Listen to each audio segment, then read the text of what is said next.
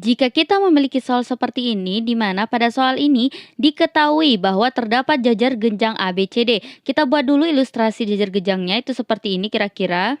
Ini dia jajar genjangnya. Ini adalah jajar genjang apa tadi? Jajar genjang ABCD. Kita buat dulu di sini berarti ini adalah A, ini B, C, dan D. Kemudian diketahui bahwa sisi AB itu panjangnya 10 cm.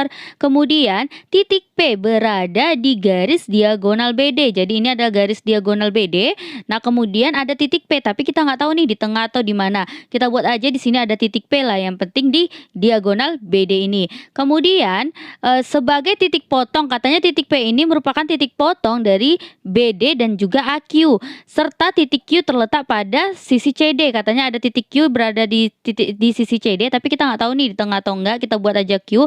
Tapi tadi P ini adalah titik potong antara si BD dengan AQ, berarti ada garis AQ di sini kan. Maka di sini diketahui juga bahwa BP itu sama dengan 2 kali DP. 2 DP berarti panjang BP ini sama dengan 2 kali DP.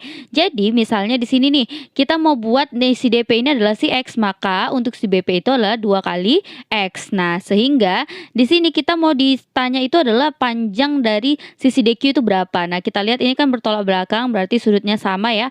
Nah, selanjutnya karena ini berarti jika sudut yang sama ini, depan sudutnya yang sama ini itu sisi-sisinya bersesuaian, maka ini sisi AB itu akan bersesuaian dengan sisi DQ.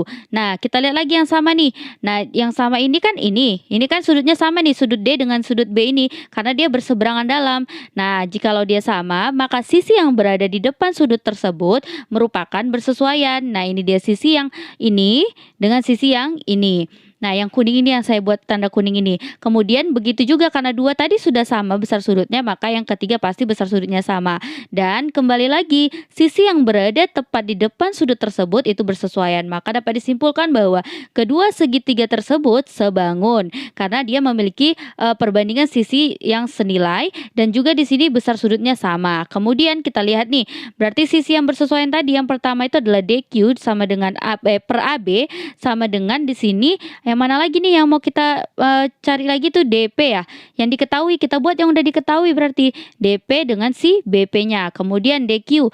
Nah, yang mau dicari per AB-nya berapa? 10 cm, DP itu 2X dan BP-nya 2X. Maka kita kali silang, kita peroleh di sini untuk mencari DQ itu berarti 10X per 2X. Maka DQ itu panjang sisinya adalah 5 cm. Jawaban yang tepat adalah yang D. Baiklah, sampai jumpa di pertanyaan berikutnya.